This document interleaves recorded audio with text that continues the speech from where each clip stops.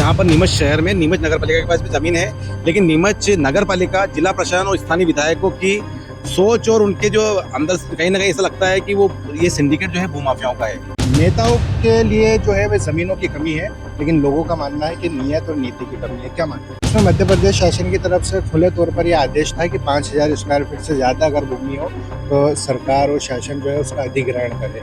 लेकिन कई समय बीत जाने के बाद भी जो लाखों स्क्वायर फीट पर ज़मीन पर कब्जा करके बैठे हैं, ना ही प्रशासन उन पर कार्रवाई करता है, ना ही जनप्रतिनिधियों की कोई रुचि नहीं है। जमीनों की जब बात होती है तो कई हम देखते हैं कि भूमाफियाओं के कब्जे हैं, बंगला बगीचा पर कब्जे हैं। कई अधिकतर जब हम बात देखते हैं तो जमीनों को लेकर कहीं ना कहीं वाद विवाद वाली स्थिति आती है। कानून में पचड़ों में हम जमीनें तलाशते रहते हैं, लेकिन हमें जमीनें नहीं मिलती। तो इसके लिए आप किसको जिम्मेदार?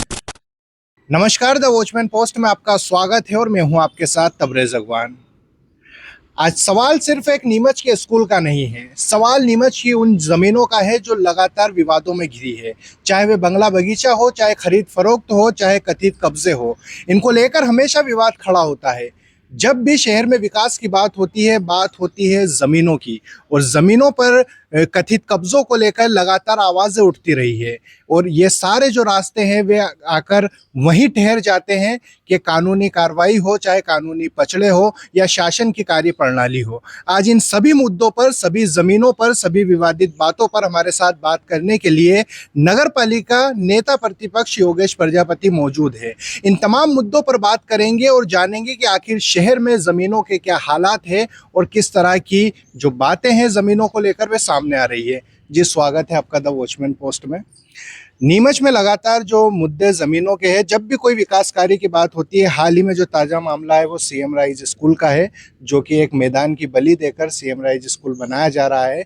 शहर से लेकर सड़कों तक, सड़क से लेकर चौपाल तक, चौपाल से लेकर भोपाल तक आज इस खेल मैदान का मुद्दा गूंज रहा है।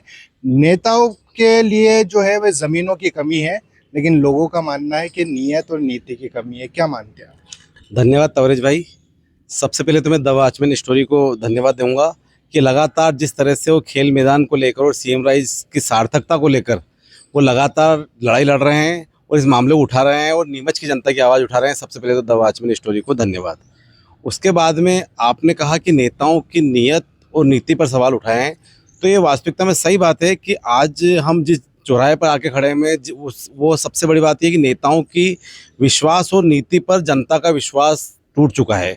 उसका कारण ये है कि अभी सबसे बड़ा और ज्वलंत मामला जो कोई है वो है आपका सीएम राइज स्कूल, जिसके लिए नीमच जिले में नीमच मुख्यालय पर उसका स्कूल नहीं बनना ये दुर्भाग्य का विषय है। और इसके लिए सबसे ज़्यादा अगर दोषी है तो हमारे क्षेत्र के जनप्रतिनिधि दोषी है, चाहे वो नगर पालिका अध्यक्ष हो, चाहे विधायक हो, चाहे सांसद हो। उसका कारण ये है कि हमारे जिले के अंदर आपके जावद और मनासा के अंदर स्कूल बन जाए और नीमच में सिर्फ जमीन तलाशते रह जाए, ये एक तरह से एक हास्यास्पद और शर्मनाक बात है। उसका कारण ये है कि जहां पर नीमच जो है पूरे मध्य प्रदेश में एकमात्र नीमच नगर पालिका ऐसी है जो जमीन के मामले में सबसे रिच और अरबपति नगर पालिका कहलाती है। भोपाल में जैसे ही नीमच नगर पालिका का नाम आता है तो वहां के अधिकारियों तक के कान खड़े हो जाते हैं। ऐसे में हमें जमीन की तलाश करना ये बड़ा आश्चर्यचकित बात लगी मुझे। क्या लगता है कि नीमच में जमीनों की कमी है? जब भी कोई विकास की बात होती है, शासन प्रशासन सालों तक, महीनों तक जमीनें ही तलाश करता है। जमीनों की जब बात होती है तो कई हम देखते हैं कि भूमाफियाओं के कब्जे हैं, बंगला बगीचा पर कब्जे हैं। कई अधिकतर जब हम बात देखते हैं तो जमीनों को लेकर कहीं ना कहीं वाद विवाद वाली स्थिति आती है। कानून के पचड़ों में हम जमीनें तलाशते रहते हैं, लेकिन हमें जमीनें नहीं मिलती हैं। तो इसके लिए आप किसको जिम्मेदार मानते हैं? मैं इसके लिए सत्ता पक्ष और हमारे स्थानीय जनप्रतिनिधियों को दोषी मानता हूं। कारण ये है कि नीमच में ज़मीनों की कमी है ही नहीं। नीमच में ज़मीनें बहुत सारी है, आप चाहे नगर पालिका में ले लो, चाहे राजस्व में ले लो, हमारे पास ज़मीनें बहुत सारी है। लेकिन ये बड़ा आश्चर्य है कि पहली बार ऐसा देखने को मिल रहा है कि यहाँ पर हमारे स्थानीय विधायक जी ने भी कहा कि हमारे पास ज़मीन नहीं है। ये आपके पास जो लोग गए थे, जो हमारे समाज सेवी, खेल प्रेमी और लोग गए थे, उनसे भी उन्होंने कहा था कि आपके पास कोई ज़मीन नज़र में हो तो बताओ। तो स्थानीय विधायक जी 25 साल से विधायक है और उनको हर ज़मीन की जानकारी है भी और होनी भी चाहिए, और नहीं है तो उनको जानकारी होनी चाहिए कि नीमच नगर पालिका से लेकर राजस्व विभाग के पास में बहुत ज़मीन है। ये कहीं ना कहीं ऐसा लगता है कि कार्यशैली की कमी है, इसलिए आपके 3 साल में लेट हो गए।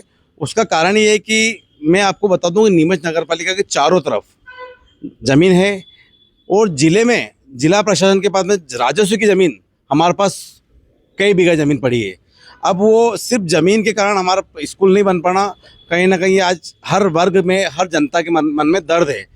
आप देखिए कि ज़मीन आपको जो है, मैं ऐसे तो बहुत सारी ज़मीन है, लेकिन अगर देखी जाए तो सबसे बड़ी ज़मीन ज़मीन जो है, आपने जब 3 साल पहले ऐसे मामला था, तो आपने 3 साल पहले आप एरोड्रम पे चले गए, वहाँ से आपको वापस से वहाँ के लोगों ने विरोध करा, तो विरोध करने की वजह से वहाँ पे आपने उसको ठंडा कर दिया, और ठंडा करने के बाद में आप उसको लंबे समय तक ठंडा पड़ा रहा।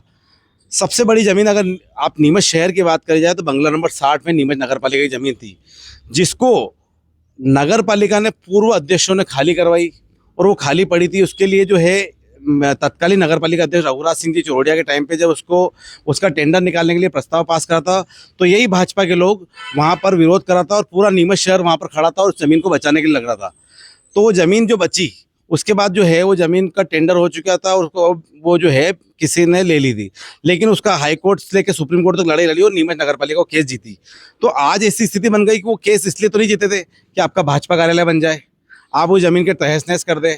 आपने वो गर्ल्स कॉलेज को थोड़ी ज़मीन दे दी, आप फूड जोन के लिए वहाँ पर ज़मीन दे दिए, तो जो ज़मीन थी वो 20 बीघा के आसपास ज़मीन थी, उस ज़मीन को तहस नहस कर दिया। जबकि आपको आपकी सोच और विज़न उस टाइम ही होना था जब 30 साल से आपका ये मामला अटका पड़ा था सीएम राइज का, तो बंगला नंबर 60 का प्रस्ताव आपको वहाँ पास कराना था और बंगला नंबर 60 पर सीएम राइज बनाना था। उसका कारण ये है कि वो ज़मीन भी उचित थी, और वहाँ पर ये स्कूल बनता तो हो सकता था कि नीमच शहर का विकास भी होता, लेकिन कहीं ना कहीं जनप्रतिनिधियों की कार्यशैली की वजह से आज वो बंगला नंबर 60 भी टुकड़े हो गए, और आपको आज ज़मीन के लिए तलाश करना पड़ रही है। और फिर आकर आप बात की जाए तो बंगला नंबर 60 को छोड़कर आप जहाँ स्कूल बना रहे हैं, तो मेरा ये कहना है स्थानीय जनप्रतिनिधियों को कि हमें नीमच का विस्तार करना है। हमारी सोच और विज़न ही होनी चाहिए कि हम मास्टर प्लान 2036 का लागू कर रहे हैं, लेकिन हम जो है कुएं के मेंढक की तरह वहीं पे नीमच को सीमित रखना चाह रहे हैं।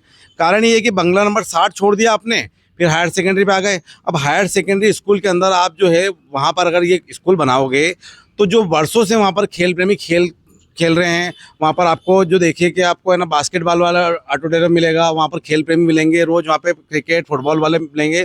तो हमारे पास एकमात्र ऐसा ग्राउंड है जहाँ पर लोग प्रैक्टिस करते हैं, और उसके बाद वो शहर के मध्य में है। अगर आप वहाँ स्कूल बना रहे हो, स्कूल बनाना चाहिए, अच्छी बात है, लेकिन कहीं ना कहीं जहाँ विरोध और जहाँ कहीं लगे कि ये जनता के हित में भविष्य में जाकर नहीं होगा, आज हो सकता है वो अच्छा हो, 10 साल तक भी अच्छा हो सकता है, लेकिन 10 साल बाद क्या होगा। तो हमारी सोच जो है वो अगले 25 साल 50 साल तक की बात की होनी चाहिए कि हमें इसको थोड़ा सा दूर ले जाना चाहिए।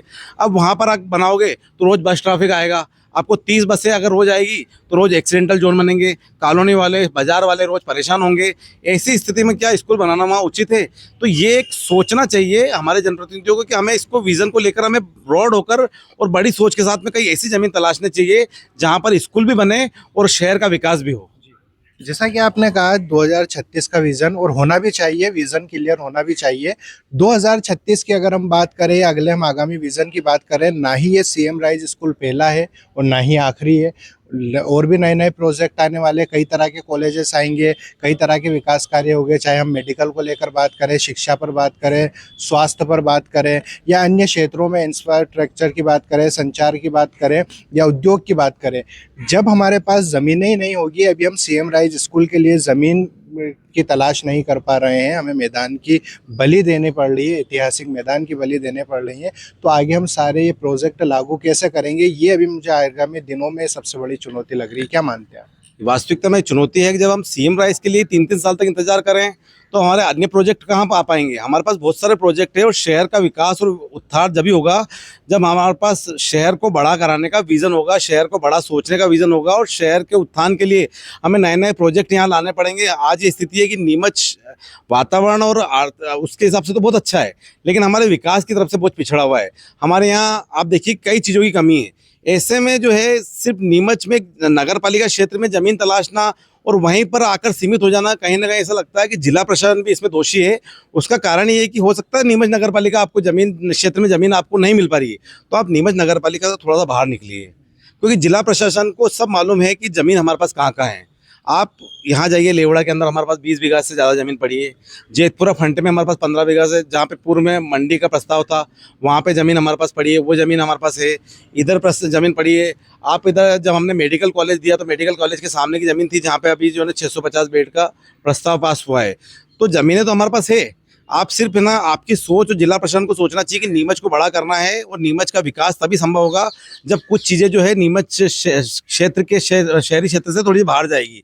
तो उसके लिए उनको सोचना चाहिए कि हमें, चाहे वो धनेरिया, लेवड़ा, उधर बहुत सारी 20-20, 25-25 बीघा जमीन पड़ी है, आपके जेतपुरा फंटे में पड़ी है, और भी जमीन जिला प्रशासन के संज्ञान में बहुत सारी होगी, तो वहाँ सोचकर वहाँ बनाना चाहिए ना।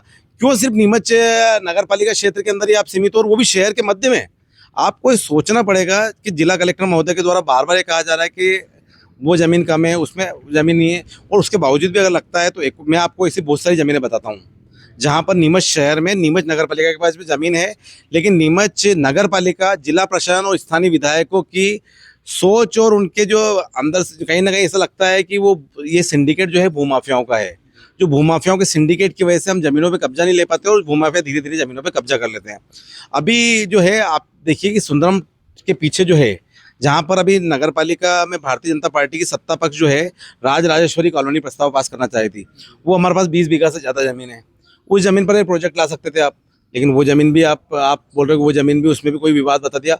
तो छोटे मोटे विवाद तो हर ज़मीन पे आएंगे, जैसे यहाँ आ रहे ये बड़ा विवाद आ रहा है, तो एक सिर्फ रास्ते का विवाद को लेकर आप छोड़ देना, तो कहीं ना कहीं लगता है कि उनके पीछे भी दबाव होने की वजह से वो ज़मीनों को छोड़ रहे हैं।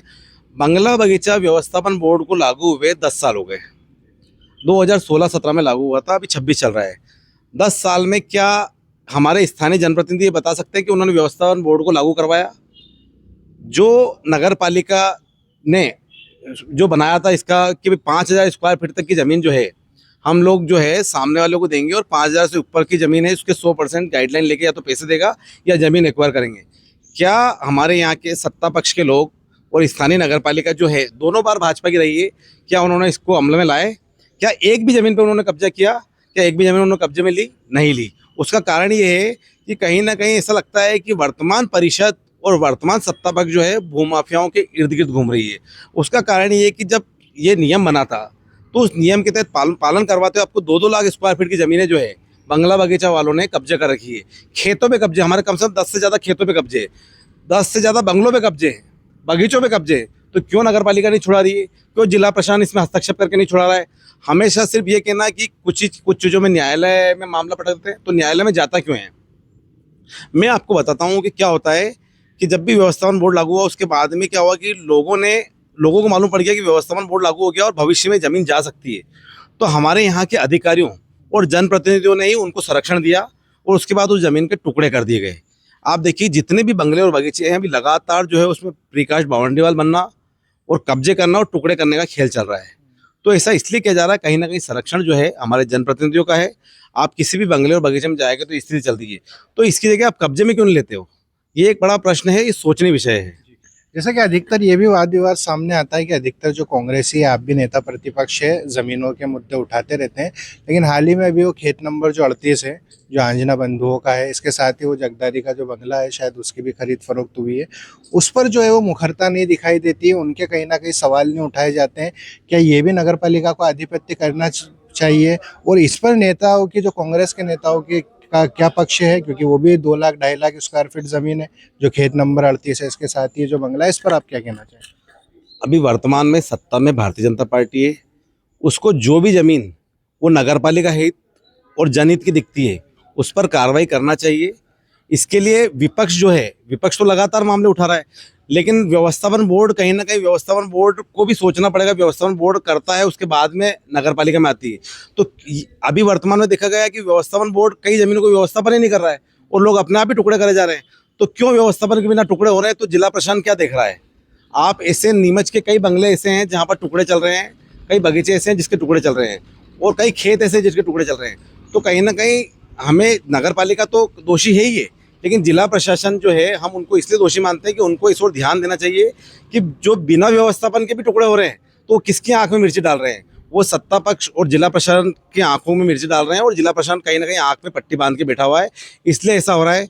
अभी आप अगर इसकी बात की जाए हमारे सीएम राइज की, तो बंगला नंबर 60 के साथ साथ आप देखिए कि हालाक का जो बंगला है वो विवादित चल रहा है। उस ऐसे कई ज़मीनों के मामले हैं जो न्यायालय में प्रचलित तो है, लेकिन उसमें स्टे नहीं है। तो जिन पे स्टे नहीं है तो क्या बरसों बरसों तो केस चलते रहेंगे? तो क्या हम उसके लिए हाथ पे हाथ करके बैठे रहेंगे? तो जब अगर न्यायालय ने स्टे नहीं दिया तो उस पर कब्जे क्यों नहीं लेते हैं? जिस पे स्टे हो वो समझ में आता है, लेकिन ऐसी कम से कम 10 जमीन ऐसी जिस पे स्टे ही नहीं है और उन पे न्यायालय कब्जे नहीं ले रहा है, तो मतलब सॉरी मतलब जिला प्रशासन और नगर पालिका कब्जे ले रही है, तो कहीं ना कहीं ये भी दोषी है। तो ये दोषी भी इनको ये सोचना पड़ेगा, ये दोषी है तो इन पे कार्रवाई भी होनी चाहिए और इनको कब्जे में लेना चाहिए। एक और मेरा सबसे बड़ी बात ये थी, आपको मैं बता दूं कि एक और ये जो आपके राजस्व विभाग के अंदर जो है, हमारे पास राजस्व विभाग के पास भी बहुत सारी, जिला प्रशासन के पास भी बहुत सारी जमीनें नीमच नगर पालिका के बाहर। अभी हमने जो है इसके स्प्रिंग वुड के सामने भी जिला प्रशासन ने वो ज़मीन खाली कराई थी। वो ज़मीन भी, उस पर भी सोचना चाहिए कि वो भी हो सकता है कि सीएम राइस के लिए अगर ज़मीन उचित हो तो वो ज़मीन भी आपको कर सकते हो। इसके अलावा आप देखिए कि ये ज़मीन आप यहाँ चल जाए आप शहर के बाहर, तो और भी ज़मीनें ऐसी इस तरह है कि वो ज़मीन भी है। तो कहीं ना कहीं ऐसा देखने में आया है कि बंगला बगीचा व्यवस्थापन बोर्ड लागू नहीं होना, नियम तो बन जाना लेकिन लागू नहीं होना, जनप्रतिनिधियों की निष्क्रियता और सत्ता पक्ष के साथ साथ जिला प्रशासन का दोषी होना, जिला प्रशासन इसमें हस्तक्षेप करके खाली नहीं कराना और इसमें खुद इन्वॉल्व होना, तो सब जने कुल ऐसा कहा जा सकता है कुएं में भांग घुली हुई है। और इस कारण आज बार बार ये कहा जाता है कि सीएम राइस के लिए ज़मीन नहीं है, उस चीज़ के लिए ज़मीन नहीं है। तो ज़मीन तो बहुत सारी है, कहीं ना कहीं इच्छा शक्ति की कमी है। अगर इच्छा शक्ति हो तो हमारे पास, आज भी कह रहा हूँ कि मध्य प्रदेश में सबसे ज़्यादा ज़मीन किसी के पास है तो नीमच नगर पालिका के पास में है। सबसे ज़्यादा बंगले, सबसे ज़्यादा बगीचे और सबसे ज़्यादा नगर पालिका की ज़मीन और सबसे ज़्यादा राजस्व की ज़मीन अगर कहीं है तो नीमच नगर पालिका और राजस्व विभाग के पास में है। मैं आपके मार्फत से जिला कलेक्टर महोदय को कहना चाहता हूँ, एक बार उनको विचार से सोचना चाहिए कि क्या नीमच शहर को हमें विस्तार करना है। आप हो सकता है कि आज यहाँ हो, कल बड़े पद पे जाओगे, कहीं आगे जाओगे, तो एक नीमच के लोगों को विजन देके जाओ कि आपका जो स्कूल का मामला है ये कहीं सीएम राइज स्कूल तो बाहर बने ही, ऐसे बड़े प्रोजेक्ट जो भी है शहर के बाहर आए ताकि शहर का विकास हो, आने वाले समय में मास्टर प्लान लागू हो, शहर जो है उस पर कब्जे में ले। और एक और बात मैं बता देता हूँ कि जैसे आपने बताया कि कोई मामला आया था कि ईंट भट्टों पर भी जो है स्टे है। ईंट भट्टों के मामले में भी जो है वहाँ पर, इस मामले में भी है ना, अगले महीने में उसका निर्णय होना है। तो पहली बात तो नगर पालिका संकल्प लाती है, तो ऐसे संकल्प लाकर और उसके बाद में बिना कब्जे लिए ही संकल्प लाती है। उसके बाद में कोई विरोध करता है, अगर वहाँ कहा जाता है कि विरोध, इन्होंने विरोध करा, तो विरोध ये रहता है कि अगर भविष्य में उस पर स्टे आ गया तो क्या होगा। तो नगर पालिका ऐसे होना चाहिए कि उसको स्टे लाने से पहले कब्जा लेना चाहिए, कब्जा लेने के बाद में उस पर कोई प्रोजेक्ट बनाना चाहिए। लेकिन हमारे यहाँ क्या होता है, पहले संकल्प लाते हैं, प्रस्ताव रख के, उसके बाद विवाद हो जाता है, वो कोर्ट चल जाता है, स्टे लाता है, तो हम जमीन भी विवादित करते हैं, तो हमारा प्रोजेक्ट भी अधूरा रह जाता है। तो कहीं ना कहीं इच्छा शक्ति को मजबूत करना चाहिए और हमारे जनप्रतिनिधियों को, हमारे स्थानीय विधायक को भी सोचना चाहिए कि हमें शहर को बड़ा करना है। आप 25 साल से विधायक हैं, तो आने वाले समय में शहर का विकास कैसे हो, मास्टर प्लान लागू कैसे हो और 2036 का विजन कैसे लागू हो, ये सब चीज़ों पर आपको भी सोचना चाहिए। ये सबसे बड़ा कारण है। नीमच में जो है सैकड़ों एकड़ ज़मीनें हैं, दर्जनों बीघा जो है, दर्जनों हजारों बीघा ज़मीनें हैं, इसके साथ ही लाखों स्क्वायर फीट जो ज़मीनें हैं। तो ये संरक्षण सरकार किस एवज में दे रही है? क्या इन पर जो ज़मीन पर कब्जाधारी है, क्या ये राजनीतिक पार्टी के लोग हैं? आप इसको क्या समझते हैं, किस नज़रिए से इसको देखते हैं आप? अभी मैं पर्टिकुलर किसी का नाम लूँगा तो उचित नहीं रहेगा, लेकिन आप देखिए कि जितने भी बंगले हैं वो बंगले अभी वर्तमान सत्ताधारी लोगों के हैं और उस पर लगातार आज भी उस पर जो है निर्माण कार्य चल रहे हैं और टुकड़े हो रहे हैं और बिना व्यवस्थापन के हो रहे हैं और प्रशासन की आंख के सामने हो रहे हैं। तो क्यों वो इस पर ध्यान नहीं दे रहे हैं? तो कहीं ना कहीं ऐसा लगता है कि सत्ता पक्ष खुद ही इसमें इन्वॉल्व है, ना उनको संरक्षण देने की जरूरत है, क्योंकि संरक्षण तो भूमाफियों की जाता है, दिया जा रहा है, लेकिन कई चीज़ों में तो खुद सत्ताधारी लोग ही इसमें इन्वॉल्व है, क्योंकि अधिकतर बंगले बगीचे जो है उन लोगों के पास ही है, उनके टच वाले लोगों के पास ही है। इस कारण ऐसा हो रहा है। चाहे आप इधर प्राइवेट बस स्टैंड के पीछे जाओगे तो यहाँ पर भी बंगला बगीचा को तहस नहस करने में सत्ताधारी पार्टी का रोल रहा है। आप इधर चल जाओ आपके नगर पालिका के इधर आसपास, तो यहाँ पर भी बंगलों की सारी 12 बज रही है। आप इसके अलावा जितने भी बगीचे हैं उनमें भी ऐसा ही हो रहा है।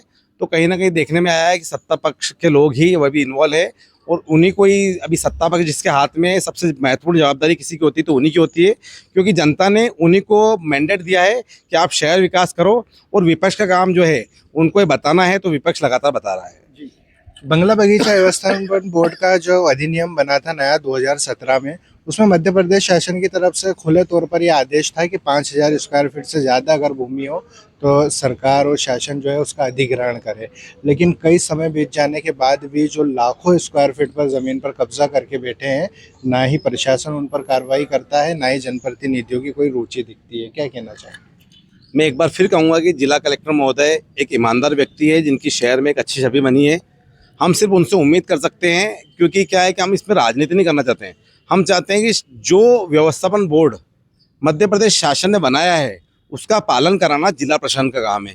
और जिला प्रशासन को देखना चाहिए कि किस तरह से बंगला बगीचा वर्तमान में जो है सत्ताधारी पार्टी कब्जे कर रही है या अन्य लोग कब्जे कर रहे हैं, तो उनको खाली कराना चाहिए, उनको कब्जे में लेकर उन पर योजना बनानी चाहिए। और नीमच जो है अरबों की संपत्ति है, आज राजस्व के मामले में भी नीमच नगर पालिका के पास में राजस्व जो है अरबों का आता है। तो ऐसे में अगर ये संपत्ति नगर पालिका की आएगी तो हमारे पास विजन बनेगा, यहाँ पर नई नई योजना आएगी।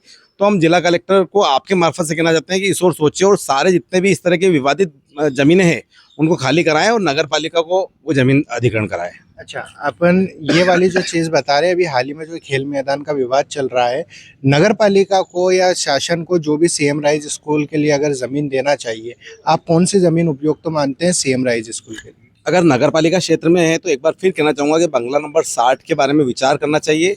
वहाँ पर जो गर्ल्स कॉलेज को जो उन्होंने खेल मैदान के लिए ज़मीन दी है उसको रोक कर, क्योंकि गर्ल्स कॉलेज को ज़मीन वो खेल मैदान बनेगा तो उसके अंदर ही वो इंक्लूड हो जाएगा।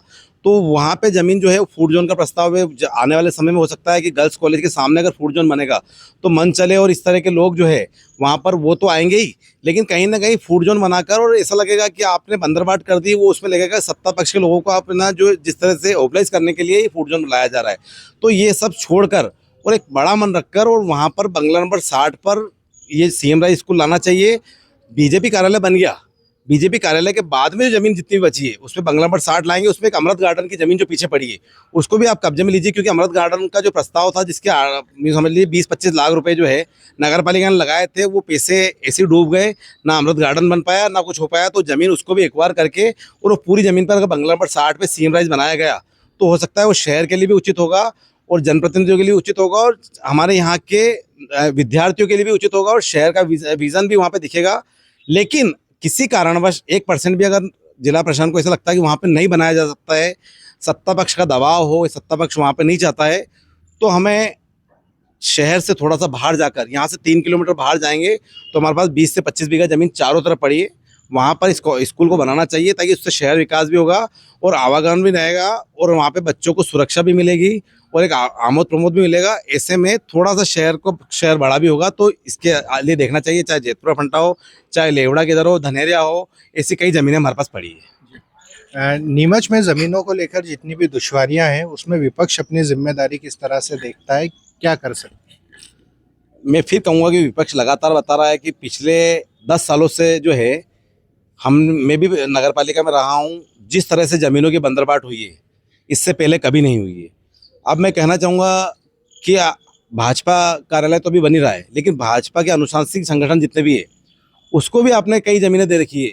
चाहे आप देखिए विकास नगर में वो ज़मीन दे दी, आपका जो है संजीवनी तालाब के पास में यहाँ ज़मीन दे दी, ये ज़मीन दे दी, एक बगीचे पे कब्जा कर रखा वो ज़मीन दे दी।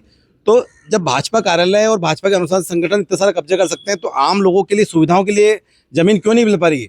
तो ज़मीन तो हमारे पास है, विपक्ष जो है लगातार लड़ रहा है। और फिर एक बार कह रहा हूँ कि कुछ ज़मीनें फिर कहूँगा कि धर्म के नाम से हमने ज़मीनें बांट दी, 20-20, 25-25 बीघा ज़मीन जो है हमने धार्मिक संस्थाओं को दे दी और सामाजिक संस्थाओं को दे दी।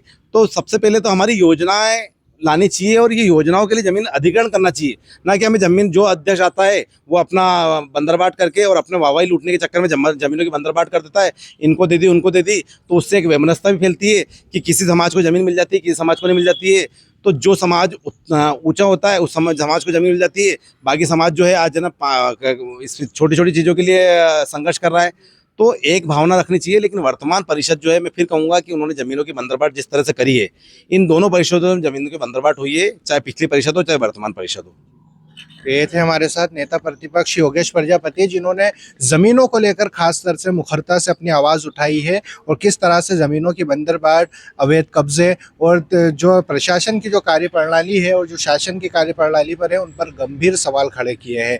आज सीएम राइज स्कूल को लेकर तमाम तरह की ज़मीनों को लेकर सवाल उठ रहे हैं और उसी पर्पज़ से नीमच में ज़मीनों की बंदरबाट को लेकर ये खास इंटरव्यू था और हमारे साथ बने थे योगेश प्रजापति। आप देखते रहिए द वॉचमैन पोस्ट।